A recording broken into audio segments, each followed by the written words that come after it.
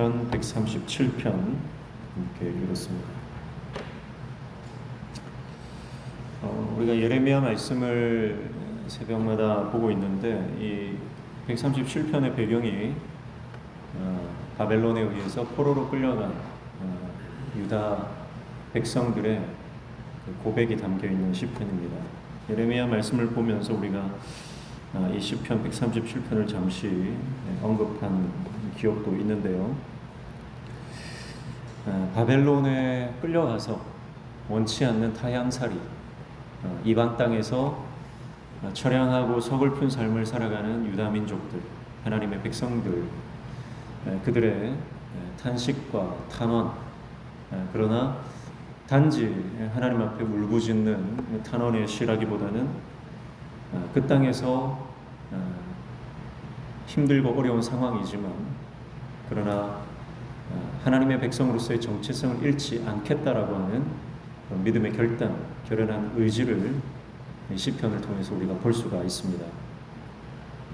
먼저 1절에 보시면 우리가 바벨론의 여러 강변 거기에 앉아서 시온을 기억하며 울었도다 이렇게 말씀을 하고 있죠.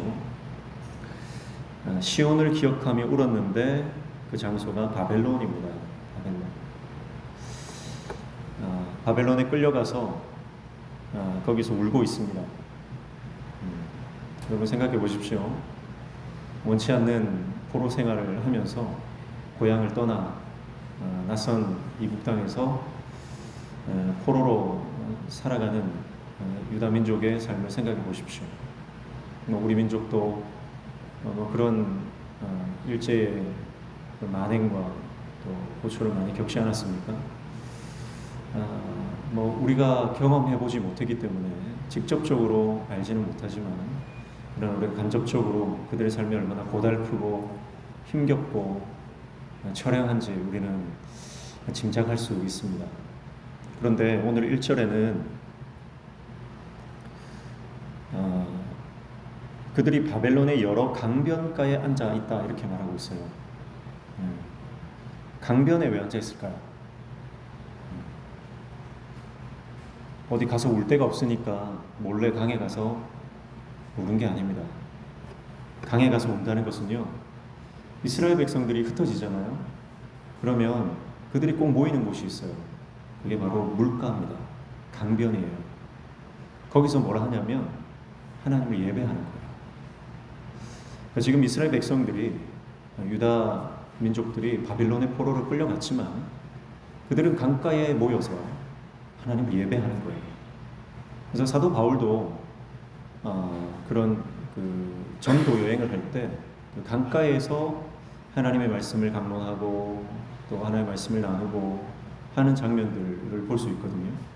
흩어진 이스라엘 백성들이 강가에 앉아 있다 이 말은 그냥 처량한 신세로 신세 한탄하고 있는 장면이 아니라 하나님 앞에 기도한다는 거예요. 하나님 앞에 예배한다는 겁니다. 하나님을 찬양한다는 거예요. 여러분, 그러니까 이것은 뭘 말하냐면 어떤 상황이든 어떤 환경이든 하나님의 백성이 예배하는 것을 그 누구도 막을 수 없다는 거예요. 어떤 압력이 있든 압제가 있든 여러분, 하나님의 사람의 본분은 예배하는 것이고 어떤 문제를 만나든 하나님 앞에 나아가 기도할 때 하나님께서 응답하시는 줄로 믿습니다. 북한 우리 동포들은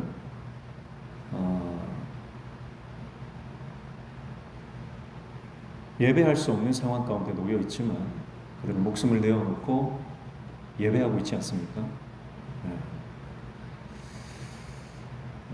제가 이번에 중고등부 연합 수련회를 하면서 우리 강사 말씀을 전해주셨던 우리 간사님과 잠깐 이렇게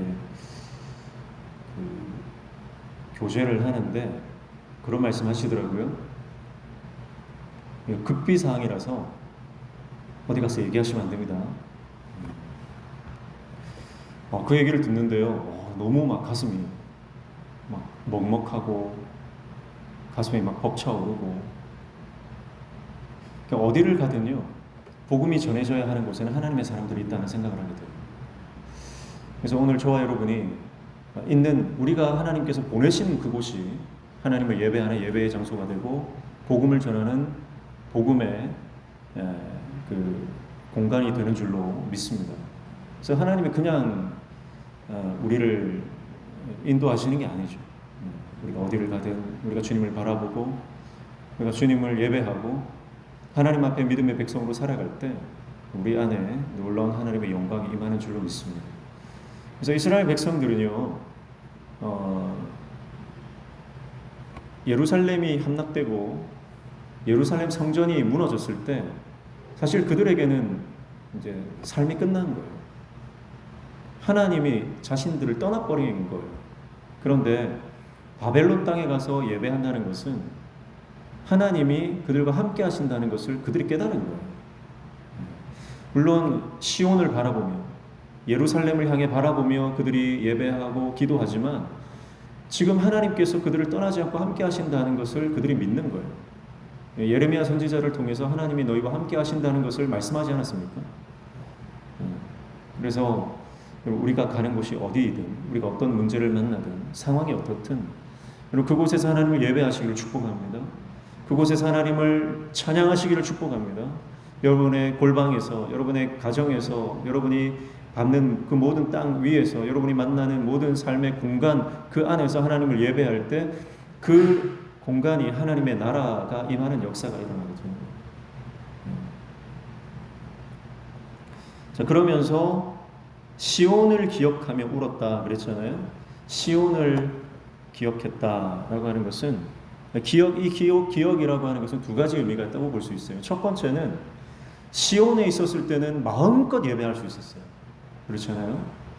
그들이 예루살렘에 있었을 때는 하나님을 마음껏 예배할 수 있었고 마음만 먹으면 성전에 나아가서 그 아름다운 성전에서 하나님의 임재를 경험하면서 하나님을 예배하고 하나님 앞에 제사를 드릴 수 있었어요. 근데 지금은 그렇게 하지 못하죠. 마음껏 예배할 수 없습니다. 그러니까 지금 내가 하나님을 예배할 수 있다는 것이 얼마나 감사한 것인가, 그것을 깨닫는 은혜가 있기를 축복합니다. 지금 이스라엘 백성들이 포로지에 끌려가서 바벨론 땅에서 시온을 기억했다. 정말 하나님이 은혜를 베풀어 주시던 그때, 정말 예배를 드리는 것에 제약을 받지 않고 하나님 앞에 나아가는 것이 너무나 기쁨으로, 감사함으로, 은혜로 충만했던 그 시절을 기억하면서 그때 내가 더 잘했어야 한다. 그때 내가 더 하나님 앞에 헌신할 걸, 그때 내가 더 하나님 앞에 충성할 걸 하는 그런 생각들을 하게 될 것입니다. 우리의 삶도 마찬가지죠. 우리가 건강할 때, 우리에게 힘이 있을 때, 우리가 주님을 섬길 처지와 형편이 열려 있을 때, 여러분 그때 더 하나님을 찬양하고 기도하고 예배하시기를 축복합니다. 결국 나중에는 예배할 수 없는, 내가 마음껏 예배하고 싶어도 건강이나 상황이 여의치 않아서, 허락되지 않아서 마음껏 예배할 수 없는 그런 상황이 오는 거죠. 결국 우리는 다 좀 더 시간이 지나고 우리가 노쇠해지면 예배당에도 마음껏 올 수 없는 상황이 오게 되거든요. 우리 성도님 가운데도 더러는 병상에 계신 분들이나 또 연로하신 분들은 예배당에 너무 나오고 싶지만 나오지 못하는 상황 가운데 계신 분들이 있지 않습니까? 우리도 언젠가는 내 발로 내가 걸어서 이 예배당에 올 수 없는 그런 날이 누구나 다 오는 겁니다. 그러니까 여러분, 우리가 하나님을 섬길 수 있을 때, 주님 전에 나와서 주님 앞에 기도하고 찬양하고 예배하고 헌신할 수 있을 때, 나에게 허락된 그 시간에 주님을 마음껏 섬기고 마음껏 주님 앞에 예배하는 저와 여러분 되시기를 축복합니다. 결국은 우리가 후회가 없어야 돼요. 내가 정말 하나님을 섬기는 일에, 그리고 내가 이 주님께서 맡겨진 사명을 마치고 주님 앞에 서는 그날까지, 그날 마지막 그날에 후회가 없는 인생이 되어야 됩니다.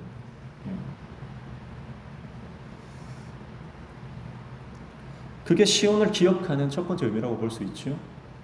그리고 시온을 기억한다는 두 번째 의미는요, 지금 바벨론은 어떤 나라예요? 바벨론은 당시에 가장 강대한, 가장 거대한 제국입니다. 그곳은 화려한 수많은 번쩍이는 세상의 문화가 있습니다. 모든 것이 화려하고 모든 것이 웅장하고 모든 것이 사람의 마음을 압도할 만한 그런 것들로 채워져 있습니다. 그런데 유다 백성들은 그런 바벨론의 화려함보다 시온을 더 기억한다, 예루살렘을 더 사모한다, 그런 말이죠. 세상이 주는 것이 아무리 화려하고 세상이 주는 것이 아무리 내 마음을 유혹한다 하더라도 하나님의 백성은요, 그것보다 하나님을 더 사모하는 거예요. 주님의 은혜를 더 사모하는 겁니다. 하나님께서 주시는 그 은혜를 사모하는 자가 하나님의 백성인 줄로 믿습니다. 그래서 지금 유다 백성들이 바벨론 그 강변에 앉아서, 그 강변 주위에는요, 뭐 우리도 그렇지만 강 주위에는 뭐가 있습니까? 뷰 좋은 아파트들, 고층 건물들이 있지 않습니까? 아마 그때도 티그리스 강과 유프라테스 강 그 일대 아닙니까? 그 강 주위에는 화려한 이 문화가 발전을 하잖아요. 그러니까 그 강변에 앉아 있으면 저 강 건너에 그 화려한 불빛들과 화려한 건물들이 보일 거예요. 그런데 거기에 마음을 빼앗기지 않고 오직 하나님의 은혜를 사모하고 하나님의 임재가 있는 시온, 예루살렘을 기억한다라고 하는 것입니다. 사랑하는 성도 여러분, 오늘 저와 여러분이 인생을 살아갈 때에 화려한 세상의 마음을 빼앗기지 않고 오직 은혜를 사모하고 주님 앞에 달려가는, 주님만 기억하는 저와 여러분 되시기를 축복합니다. 그게 하나님 백성의 모습이다라고 하는 것이죠. 많은 세상의 사람들이 육신의 정욕과 안목의 정욕과 이생의 자랑에 마음을 빼앗겨서 자신의 시간과 재산과 자신의 건강과 자신이 가진 소유 모든 것들을 다 탕진하고 헛되이 써버리고 그리고 후회하는 인생을 살아갑니다. 그러나 저와 여러분은 끝까지 말씀 붙잡고 하나님 은혜를 사모하며 주님 주시는 그 은혜를 누리는 저와 여러분 되시기를 축복합니다. 그래서 우리가 기억해야 할 것은, 우리가 사모해야 할 것은, 우리가 끝까지 붙들어야 할 것은 세상의 화려함이 아니고 하나님의 말씀 주시는, 하나님의 말씀이 주시는 그 하늘의 은혜, 그것을 우리가 기억하고 사모해야 할 줄로 믿습니다. 2절을 보니까 그 중에 버드나무에 우리가 우리의 수금을 걸었다 그랬어요. 수금은 뭐죠? 수금은 악기인데 이스라엘 백성들에게 이 수금이라고 하는 것은 하나님을 찬양하는 도구입니다. 하나님을 찬양하는 도구. 근데 나무에 걸었대요. 왜 그렇습니까? 3절을 보니까 이는 우리를 사로잡은 자가 거기서 우리에게 노래를 청하며 우리를 황폐하게 한 자가 기쁨을 청하고 자기들을 위하여 시온의 노래 중 하나를 노래하라 하미로다. 포로로 끌려올 때 수금을 가져왔다라고 하는 것은 무슨 의미이죠? 내가 포로로 끌려가도 하나님을 찬양하겠다는 결정. 내가 모든 것을 잃어도 수금 챙기면서 절대 내가 하나님을 예배하고 찬양하는 인생을 포기하지 않겠다는 결단이에요. 그런데 세상은 뭐라고 하죠? 네가 가진 그 수금으로 하나님을 찬양하지 말고 나를 찬양해라. 바벨론을 찬양해라. 바벨론의 신을 찬양해라. 마루둑 신을 찬양해라. 그렇게 유혹하는 것이죠. 그러니까 이스라엘 백성들이 그 수금을 어떻게 해버려요? 내가 세상을 찬양하고 세상의 금, 은, 보화와 명예와 건강과 재산과 그것을 찬양할 바에는 내가 그것을 나무에 던져버리겠다. 그렇게 믿음의 결단을 하는 것입니다.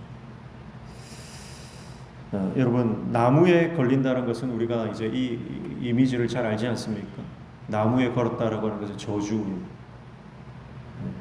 뭐 부숴버린다든지 불태워버린다든지 강에 던져버린다든지 그렇게 하지 않고 굳이 왜 나무에 걸었을까요? 나무에 건다는 것은 수치, 저주입니다. 그러니 여러분, 나무에 그들의 수금이 걸렸다는 것은 그들의 기쁨과 그들의 찬송과 그들의 예배와 그들의 감사가 나무에 걸렸다라고 하는 것이죠. 그러니까 이것은 수치입니다. 예배 때문에 수치를 당하는 거예요. 하나님을 예배하는 것 때문에 굴욕을 당하는 겁니다. 하나님을 예배하는 것 때문에 부끄러움을 당하고 하나님을 찬송하는 것 때문에 수모를 당하고 하나님 앞에 기도하는 그 믿음의 삶을 사는 것 때문에 세상의 사람들이 우리를 저주하는 인생을 살아 간다는 거죠. 그러니까 이것은 고난입니다. 이것은 고통입니다. 그러나 그런 수치와 굴욕적인 상황 가운데 있다 할지라도 침략자 앞에서 세상을 노래하는 것이 아니라 오직 하나님만 노래하겠다라고 하는 결연한 믿음의 의지를 나타내는 거예요. 사랑하는 성도 여러분, 우리가 주님을 예배할 때 때로는 세상이 우리를 공격한, 우리가 주님을 섬기고 믿음으로 살아갈 때 세상은 우리를 조롱하고 모욕하고 비방할 수 있습니다. 아니, 그것이 당연한 거예요. 그러나 여러분, 우리가 그 수치를 부끄러워하지 않고 끝까지 주님을 섬길 때 우리 안에 하나님의 영광이 임하는 줄로 믿습니다. 궁극적으로 이것은 예수 그리스도께서 우리를 위해서 십자가에 달린 나무 위에 올라가신 사건을 생각나게 하는 것이죠. 예수님은 우리를 살리겠다는 그 의지 하나로 그 부끄러운 십자가 위에 올라가셨습니다. 그러니 우리도 그 주님을 섬기고 주님을 따라가기 위해 기꺼이 나의 십자가, 자기 십자가를 지고 예수님을 따라야 하는 줄로 믿습니다. 그 십자가를 지는 것, 그 나무 위에 올라가는 것, 여러분 그것은 너무너무 부끄러운 것이고 수치스러운 것입니다. 그러나 주님이 그렇게 하셨기 때문에 우리도 그 십자가를 기꺼이 메고 주님을 뒤따라 가는 것이죠. 주님이 우리를 살리겠다는 그 사랑의 의지가 우리를 살렸기 때문에 우리도 이제 세상을 노래하지 않고 주님만 노래하겠다라고 하는 믿음의 결단으로 나아가야 하는 것입니다. 그래서 4절에 보면 우리가 이방 땅에서 어찌 여호와의 노래를 부를까 그랬는데, 이것은 여호와의 노래를, 우리가 부르는 이 노래를 바벨론 사람들을 위해서, 바벨론의 신들을 위해서 부르지 않겠다라고 하는 그런 뜻입니다.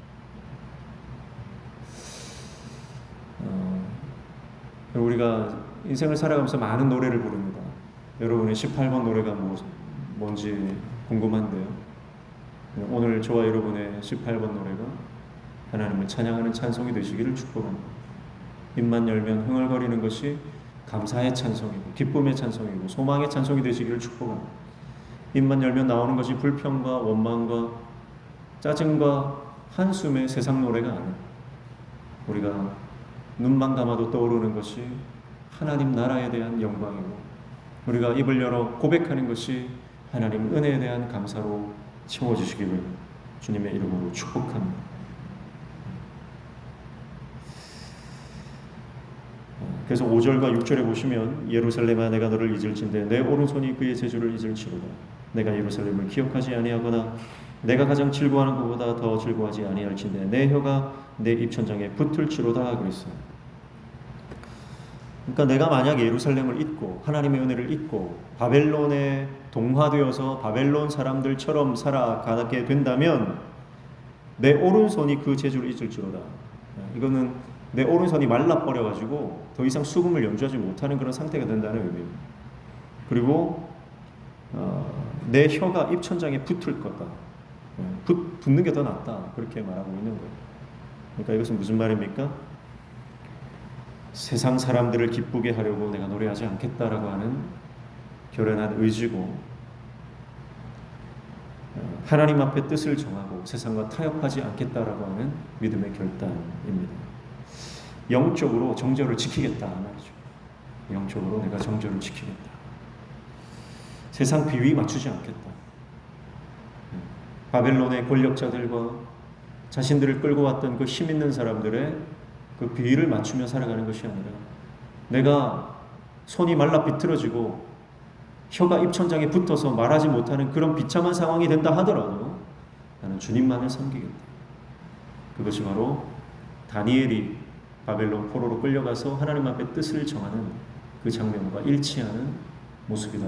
그렇게 볼 수 있습니다. 다니엘과 세 친구들은 이런 지금 시인이 고백하고 있는, 노래하고 있는 이 고백을 그대로 했죠. 그래서 하나님 앞에 뜻을 정하고 왕이 주는 우상에게 놓인 그 재물을 먹지 않겠다.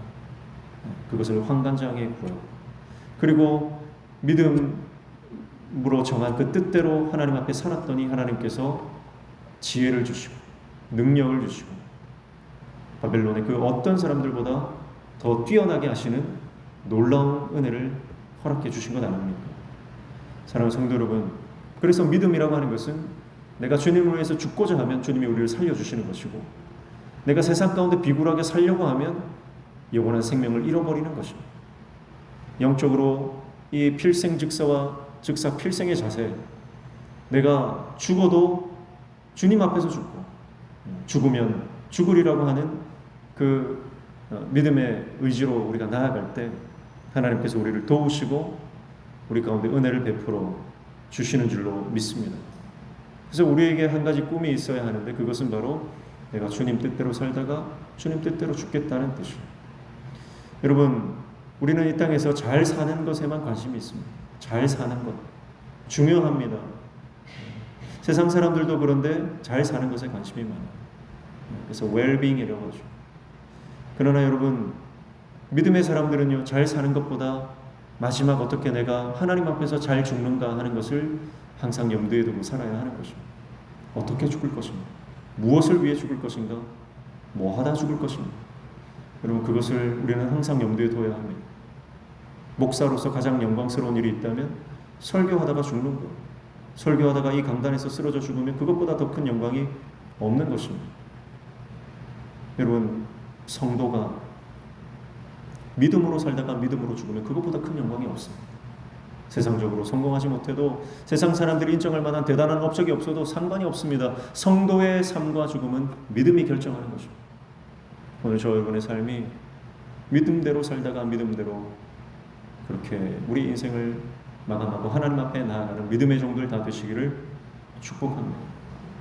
그래서 하나님 보실 때는요, 우리의 인생은 사실 너무 짧은 인생, 이 땅에 살아가는 100년 채 안 되는 이 인생은요, 하나님이 보실 때 사실은 건강하든 건강하지 못하든, 돈이 많든 적든 하나님 보실 때는 사실 아무것도 아니거든요.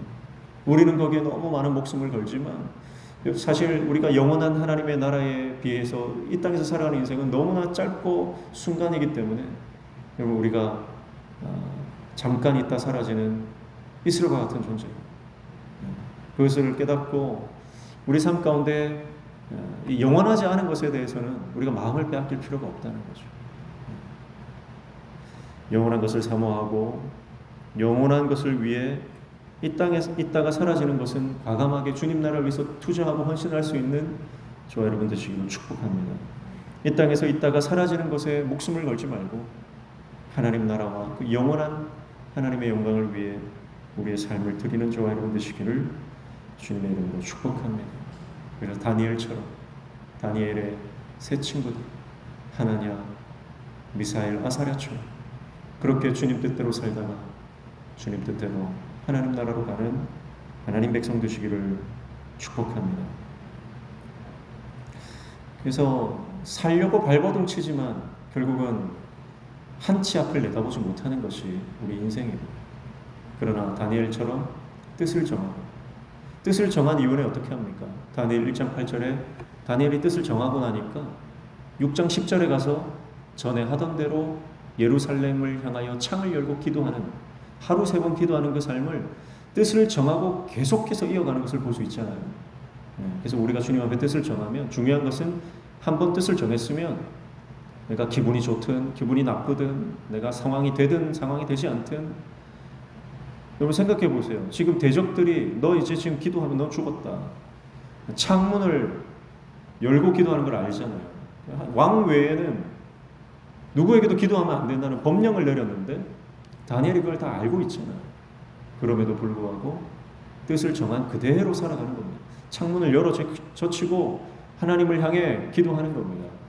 그러니까 여러분, 우리가 뜻을 정했으면 내가 아프든 건강하든, 내가 돈이 있든 돈이 없든, 내가 뭐 병이 걸렸든 병이 안 걸렸든, 내가 상황이 되든 안 되든 뜻을 정한 그대로 주님 앞에 나아갈 때 하나님께서 도우시는 역사를 허락해 주신다는 거예요. 근데 우리는 사실 너무 많이 타협하거든요. 상황이 안 되고, 형편이 지금은 아니고, 지금 내 기분이 지금 내키지 않고, 그런 여러 가지 변명과 핑계를 대지 않습니까?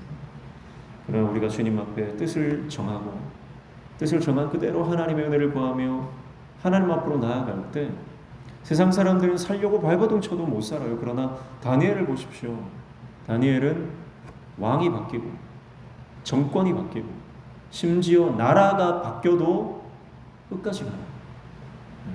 그러니까 여러분, 우리가 살려고 발버둥 치는 인생이 아니라 내 인생을 주님께 맡기면 하나님께서 나에게 주어진 사명 감당할 만큼 살다가 그 사명 감당하며 주님 나라 가는 줄로 믿습니다.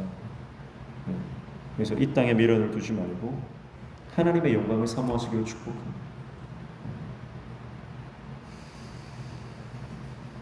7절부터는 하나님 앞에 자신들을 공격했던 대적 원수들에 대한 탄원을 하고 있습니다.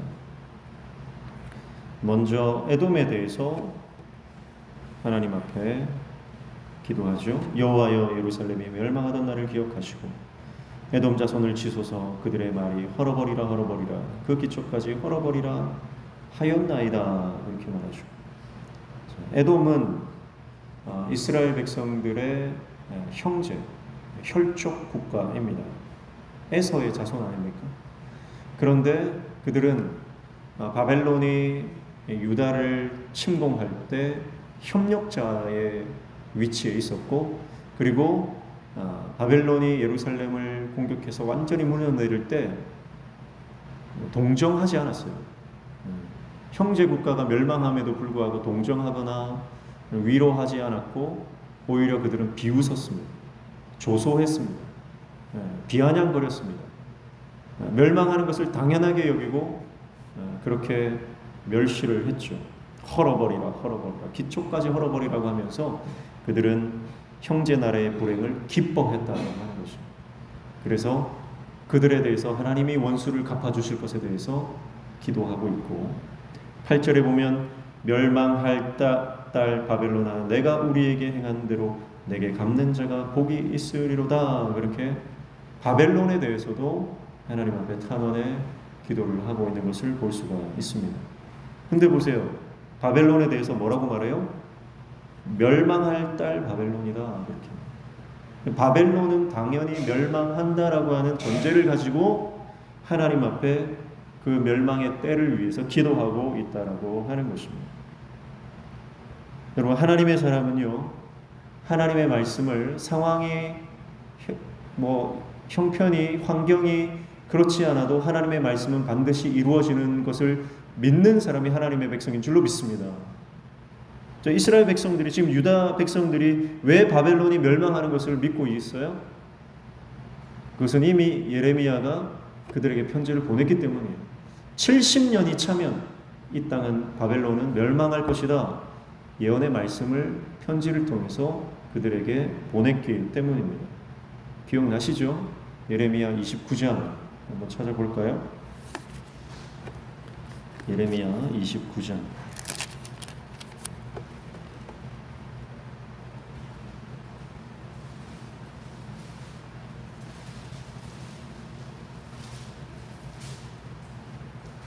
예레미야 29장입니다. 10절 함께 읽습니다. 시작. 여호와께서 이와 같이 말씀하시니라. 바벨론에서 70년이 차면 내가 너희를 돌보고 나의 선한 말을 너희에게 성취하여 너희를 이곳으로 돌아오게 하리라. 아멘. 70년이 차면 돌아온다는 거예요. 그래서 11절 보시죠. 여호와의 말씀이니라. 너희를 향한 나의 생각을 내가 아나니 평안이요 재앙이 아니니라. 너희에게 미래와 희망을 주는 것이니라. 이렇게 말씀합니다.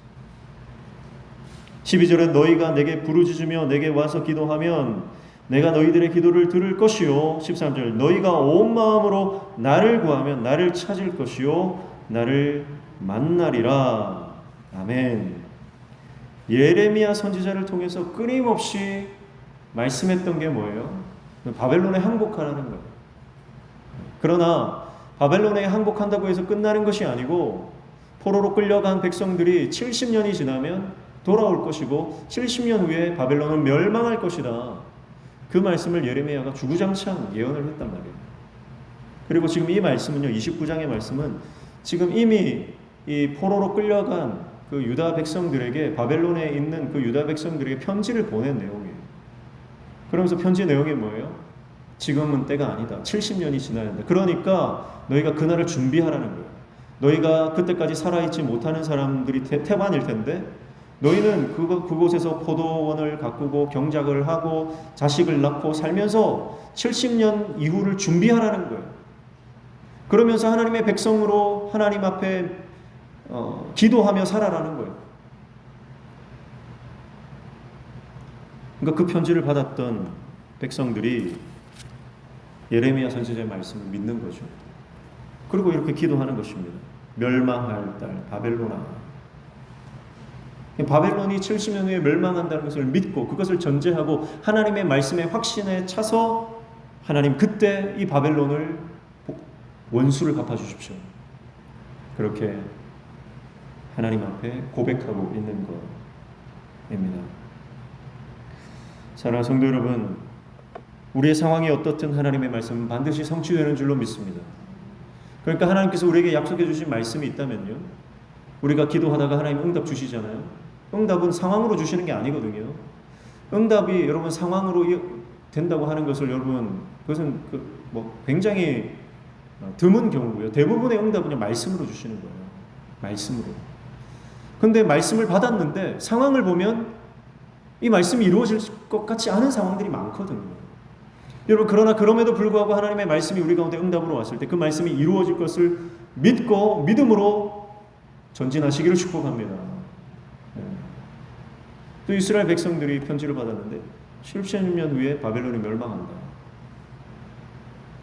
70년이 그렇게 긴 세월은 아니잖아요. 대단한 제국, 강대국이에요.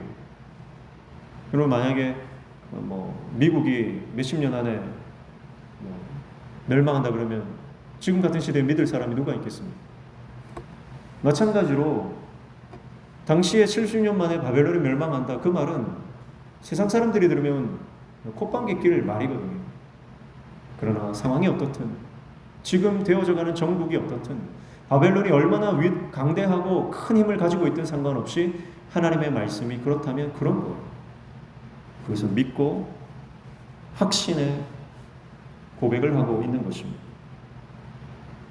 하나님 나라와 하나님의 성전을 유린한 바벨론의 죄악을 하나님은 결코 잊지 않으실 것이라고 하는 그 믿음으로 하나님 앞에 구하고 있는 것입니다. 그리고 그 믿음이 하나님을 향한 기도와 찬양으로 이어지고 있는 것입니다. 사랑하는 성도 여러분, 하나님의 말씀은 반드시 이루어지는 줄로 믿습니다. 그러므로 그 말씀 붙잡고 끝까지 승리하시기를 축복합니다.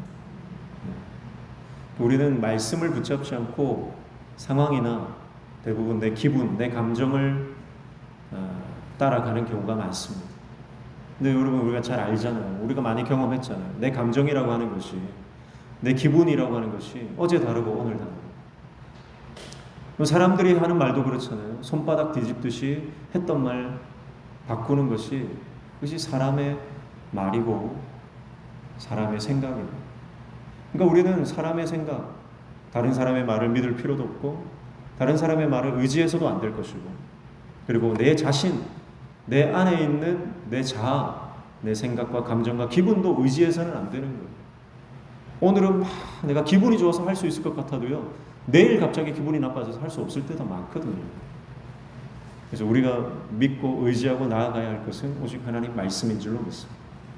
그래서 말씀을 따라가기 위해서 우리가 어떻게 해야 돼요? 늘 말씀 앞에 다시 돌아와요. 그래서 또 말씀을 읽고 말씀을 묵상하고 설교를 듣고 하나님 앞에 예배를 하고, 그렇게 끊임없이 하나님 말씀으로 내가 계속 돌이키고 하나님 앞에 나오고, 그래서 여호와를 가까이 하면 내게 복이 나고, 그리고 말씀을 가까이 하는 자가 하나님의 말씀대로 승리하게 되는 줄로 믿습니다. 말씀을 계속 통독하시는 분들이 요즘 많은데 감동이 되면 필사하시는 분도 있고 암송하시는 분도 있고, 말씀이 능력인 줄로 믿습니다. 다른 게 능력이 아니에요. 말씀이 능력이에요. 여러분 이 험한 세상 어떻게 살아갑니까? 지혜가 많아야 되나요? 처세술이 뛰어나야 됩니까? 인맥이 두꺼워야 됩니까? 아니요. 하나님의 말씀이 능력이 되어서 이 땅을 승리하게 하는 줄로 믿습니다. 그래서 말씀의 사람이 돼요. 그래서 말씀 붙잡고 늘 하나님 뜻이 뭔지 말씀을 통해서 깨닫고, 신앙은 덮어놓고 믿는 게 아니에요. 절대 덮어놓고 믿지 마시고요. 말씀을 펼쳐 읽으며 묵상하며 암송하며 필사하며 이 말씀대로 살아가기를 우리가 고민하고 몸부림칠 때 하나님의 말씀이 우리를 승리로 이끄는 줄로 믿습니다. 여러분, 오늘 시편 137편 바벨론 포로로 끌려간 유다 백성들의 찬양 시입니다. 여러분, 어떤 상황에도 찬양할 수 있다는 것을 우리는 오늘 말씀을 통해 깨닫습니다. 그것이 하나님을 영화롭게 하는 것입니다. 환난 날에 나를 부르라. 내가 너를 구원하리니 네가 나를 영화롭게 하리라. 여러분, 어떤 상황에도 하나님 앞에 기도하고 하나님을 찬양할 때 하나님은 영광을 받으신다 말씀하십니다. 여러분, 오늘 저와 여러분이 어떤 상황이든 하나님을 예배하고 하나님을 찬양하고 주님 앞에 부르짖어 기도할 때 하나님의 나라가 임하고 하나님의 영광이 우리 가운데 둘러덮여지는 놀라운 은혜를 경험하는 저와 여러분 되시기를 주님의 이름으로 축복합니다. 찬양하겠습니다.